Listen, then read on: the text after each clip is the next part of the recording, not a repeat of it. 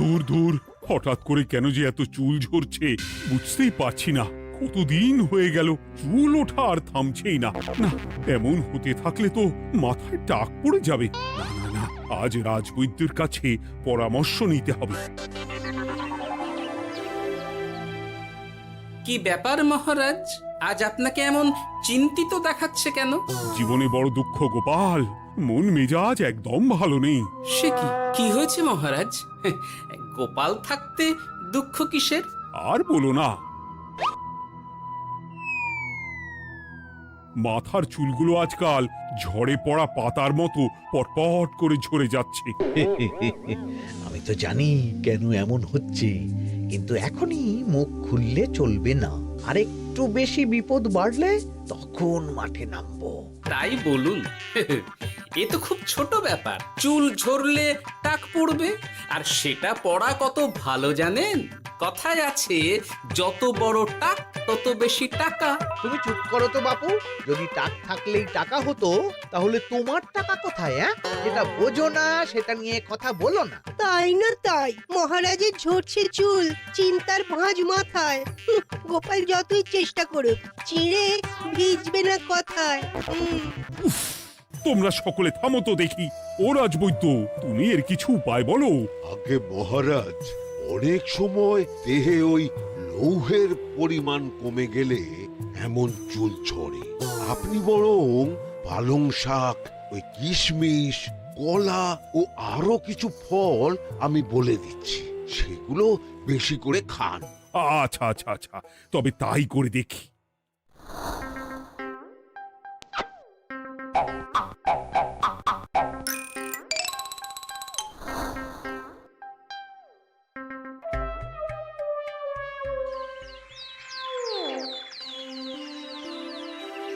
ও রাজবৈদ্য, তোমার কথা মতো শাক পাতা ফলমূল সবই তো খেলাম, চুল ঝরা বন্ধ তো হলোই না। তো জানতামই এমন হবে। কিন্তু মহারাজ, এমনটা তো হওয়ার কথা নয়। কিন্তু হচ্ছে তো। আরে আমার সাধে চুল, কোথায় চলে গেলি সব? এর জন্য তুমি দায়ী। তুমি এর জন্য শাস্তি পাবে বৈদ্য। আমাকে আমাকে ক্ষমা করে দিন মহারাজ, এমনটা হবে এ তো আমি ভাবতেই পারিনি। কিছু মনে করবেন না মহারাজ, ছোট মুখে বড় কথা বলছি। কিন্তু সত্যি এখানে রাজবৈদ্যর কোনো দোষ নেই। ওকে শাস্তি দেওয়াটা ঠিক হবে না মহারাজ। দেখেছেন মহারাজ, গোপালের সাহসটা দেখেছেন? আপনার মুখের উপর কথা বলছে। তা বলি, তুমি যখন এতই বোঝো, তাহলে নিজেই একটা আস্ত লোহা খেয়ে দেখো না, তোমার মাথায় চুল গজাচ্ছে কিনা। ঠিকই আছে, এসব মূর্খের মতো কথা কেবল আপনার থেকেই আশা করা যায় মন্ত্রী মশাই। মহারাজ, আপনি বিচক্ষণ মানুষ। আমার শুধু অনুরোধ, আরেকবার ভেবে দেখবেন। ঠিক আছে, রাজবৈদ্যকে আমি শাস্তি দেব না, কিন্তু সকলের জন্য আমার একটা ঘোষণা আছে। কি ঘোষণা? আমার এই কঠিন সমস্যা যে দূর করে দিতে পারবে, তাকে আমি বিশেষ পুরস্কারে ভূষিত করব। এই তো পেয়েছি। এই সুযোগ কোনোভাবেই হাতছাড়া করা চলবে না। এবারের সমস্যাটা সত্যি বেশ কঠিন। কি করলে যে মহারাজের চুল পড়া বন্ধ হবে সেই উপায় মাথাতেই আসছে না। হঠাৎ করে কেন যে এমন হলো কে জানে।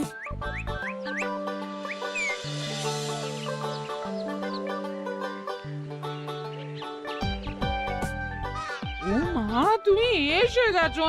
একটু বসো, আমি তেলটা মেখেই হাত ধুয়ে খাবারটা বাড়ছি। হ্যাঁ, সে ঠিক আছে, কিন্তু তুমি কিসের তেল মাখছো এটা? কি আবার মাথার চুলের তেল? এখানেও চুল, ওদিকে মহারাজেরও চুল ঝরে পড়া নিয়ে আমরা সবাই হিমশিম খাচ্ছি গিন্নি। আরে, মহারাজের অত সুন্দর কালো চুলগুলো ঝরে যাচ্ছে, এ তো ভারী দুঃখের কথা। সে আর বলতে। ওই জন্যই তো আমি বাবা মাথায় এই জড়িবুটি তেল মাখি। এতে চুলের গোড়া শক্ত করে, চুলকে ভালো রাখে, নতুন চুল গজায় সব। হ্যাঁ। কি কি বললে? নতুন চুলও গজায়? সত্যি? হ্যাঁ। বাহ, তাহলে আর চিন্তা কি? আমাকে এই তেলটা একটু দিতে পারবে গিন্নি? মহারাজকে দিয়ে আসি। উনি বলেছেন যে ওনার সমস্যা দূর করতে পারবে তাকে উনি পুরস্কার দেবেন। ওমা, এই তাই নাকি? এ তো দারুণ ব্যাপার গো। নাও নাও নাও, তেলখানা নিয়ে মহারাজকে কাল দিয়ে এসো তাহলে। আর জানিয়ে দিও, দিনে 2 বার কিন্তু তেল মাখতেই হবে। হ্যাঁ, আচ্ছা ঠিক আছে।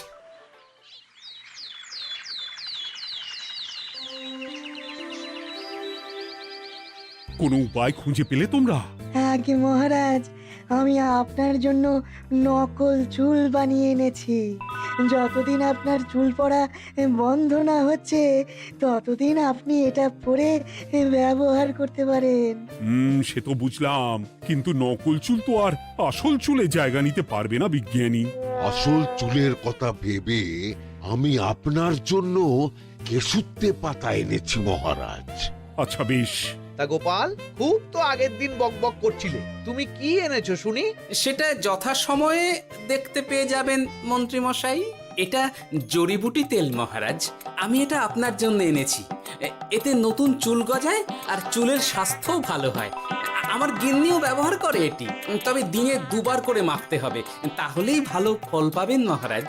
বাবা, তাহলে তুমি কেন মাখো না? আচ্ছা, আপনার সমস্যাটা ঠিক কোথায় বলুন তো মন্ত্রী মশাই?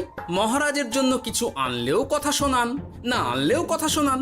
সত্যি তো মন্ত্রী, কেন তুমি সব সময় গোপালের পিছনে পড়ে থাকো বলো তো?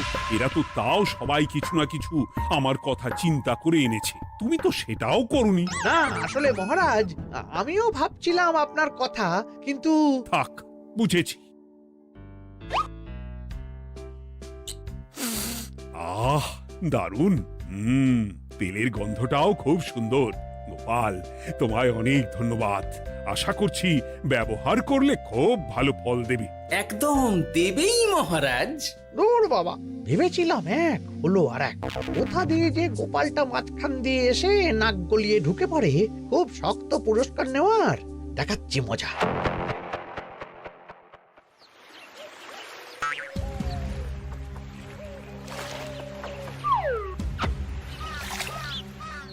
এবারে গোপালের তেল দিয়েই সব কিছু তোলপাড় করব।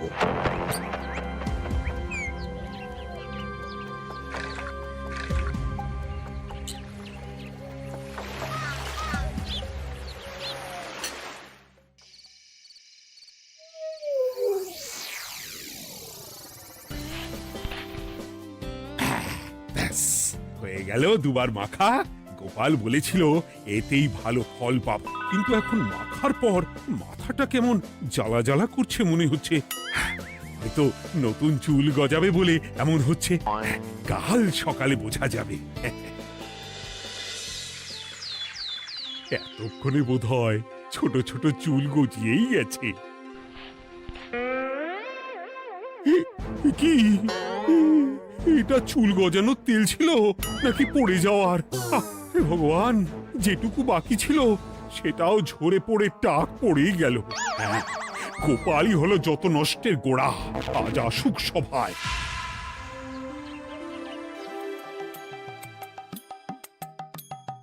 এই যে এখন এলেন উনি। ও কি মহারাজ, আপনি এমন কাপড় মাথায় জড়িয়ে বসে আছেন কেন?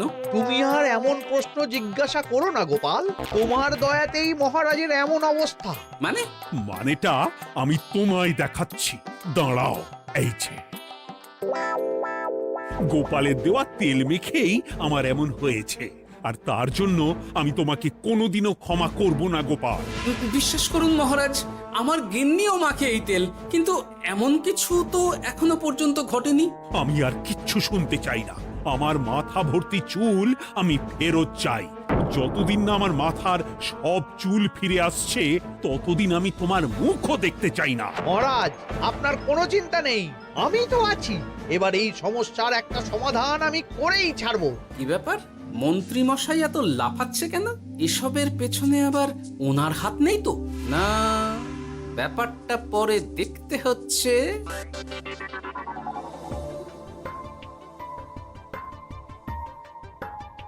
আমি বলি কি মহারাজ, এই সময়টা বরং আপনি নকল চুলটা মানে পরচুলা ব্যবহার করুন। হ্যাঁ, অগত্যা কিছু তো একটা গন্ডগোল আছেই।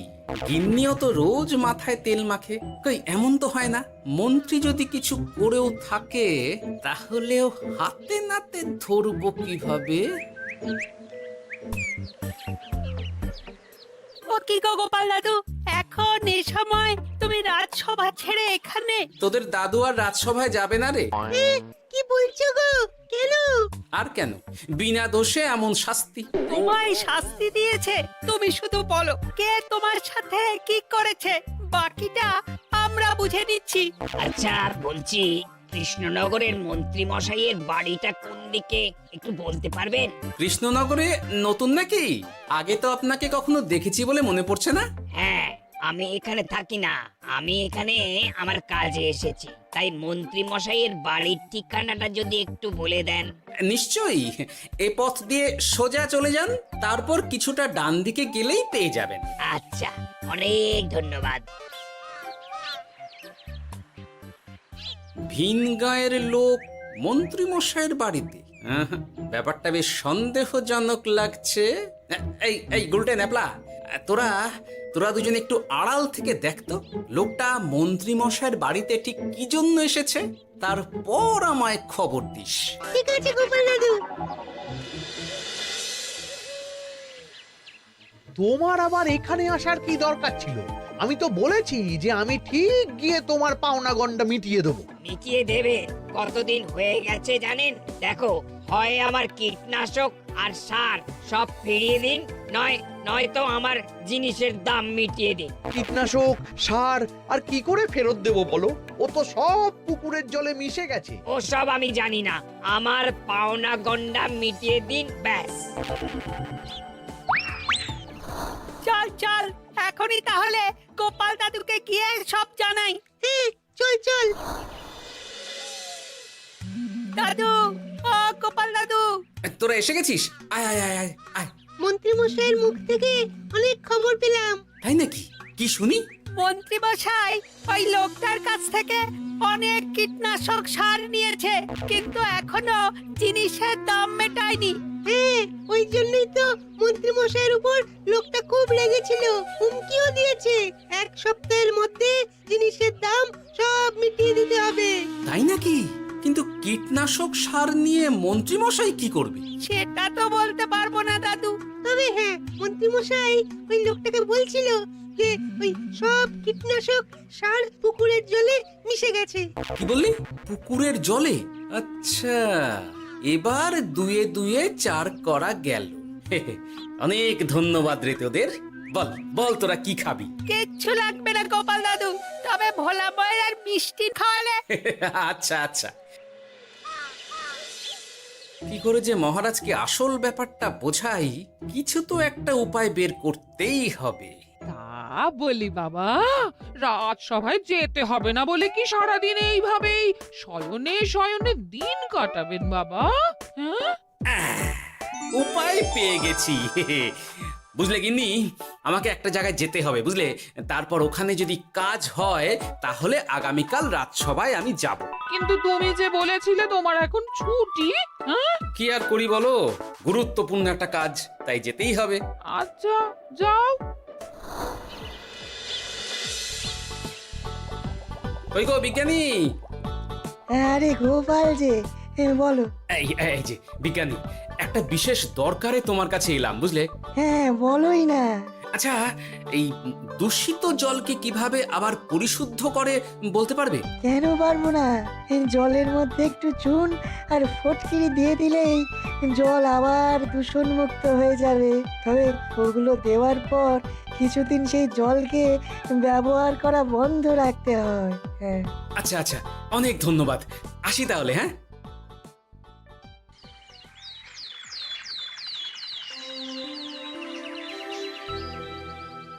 ছায়া পড়েছে, ছায়া পড়েছে, আমি বেশ বুঝতে পারছি তার ছায়া পড়েছে এখানে। কার ছায়া পড়েছে? আজকাল তোর মাথা থেকে অনেক চুল ঝরে পড়ছে, তাই না? আগে হ্যাঁ সাধু বাবা, আপনি একদম ঠিক কথা বলেছেন। ও বাবা, এই আবার কোথা থেকে উদয় হলো? আরে আমি একা গিয়ে সেই স্নানের পুকুর পরিদর্শন করতে চাই। যথা আজ্ঞা বাবা।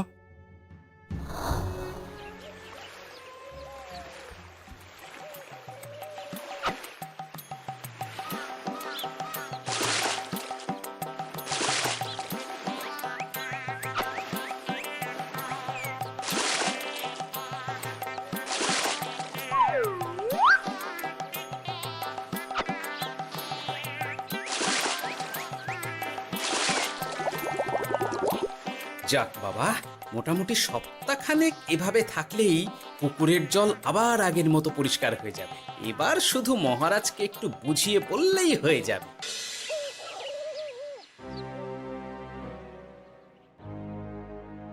কি বুঝলেন সাধু বাবা? আমার অনুমানটাই ঠিক ছিল। পুকুরের জলে কালো ছায়া পড়েছে, কুদৃষ্টি পড়েছে, তাই এমন হচ্ছে। সে কি? কি কালো ছায়া? যত সব বাজে কথা। জল দূষণ করলাম আমি, আর দোষ পড়ছে কালো ছায়ার উপর। তাহলে এখন কি হবে? চিন্তার কোনো কারণ নেই। আমি মন্ত্রপুত ভস্য ছড়িয়ে দিয়েছি। 1 সপ্তাহ ওই পুকুরের জল স্পর্শ তো দূর, পুকুরের কাছেও যাওয়া নিষেধ। তাহলে আমার মোহরের কি হবে? যথা আজ্ঞা সাধু বাবা। ও কি, তাহলে মহারাজ এতদিন স্নান করবেন কোথায়? সে কথা কাউকে চিন্তা করতে হবে না। মহারাজের ওপরে কালো ছায়া পড়া জল পড়েছে, তাই আগে সেটা শোধন করতে হবে। আমাকে তাহলে কি করতে হবে সাধু বাবা? আমার শিষ্য গোপাল আমাকে আগেই এই বিষয় জানিয়েছিল। আমি তার হাত দিয়েই তোর স্নানের জল পাঠিয়ে দেব। তাই আগামী 1 সপ্তাহ সেই জল দিয়েই তোকে স্নান করতে হবে। কি গোপাল? দেখছো তো মন্ত্রী, গোপাল আমাকে কত ভালোবাসে। আমি ওকে কত কথা শোনালাম, কিন্তু না না না না, কাল থেকেই আমি আবার গোপালকে রাজসভায় ডেকে আনবো। আমি আসছি, আমার কাজ হয়ে গেছে। আর হ্যাঁ, তোর স্নানের পুকুরের চারিদিকে প্রহরীর বন্দোবস্ত কর। কাক পক্ষীও যেন ওখানে প্রবেশ করতে না পারে। আচ্ছা বাবা, আচ্ছা।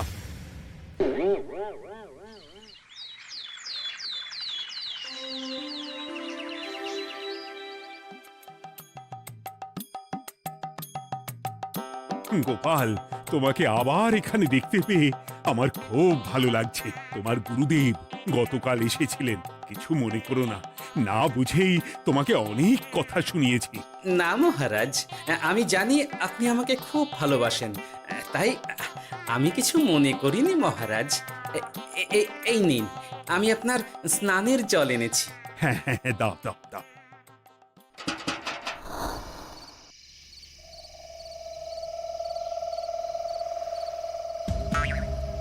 ও বাবা, পুকুরের কাছে যে গিয়ে দেখবো সে উপায় নেই।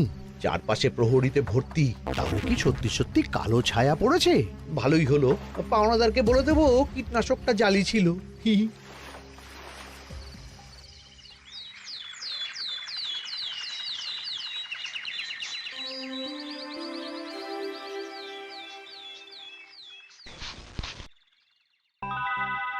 এই তো আমার সেই পুরনো কালো চুলগুলো আবার ফিরে এসেছে।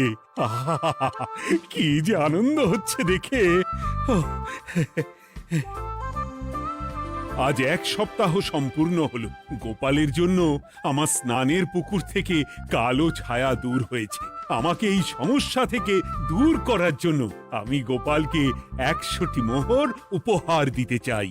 ধন্যবাদ মহারাজ। দূর, আমার আর ভালো লাগে না। সব সময় গোপালই মোহর পায়, এটা তো আমার পাওয়ার কথা ছিল। এদিকে আজকে পাওনাদারও আসবে।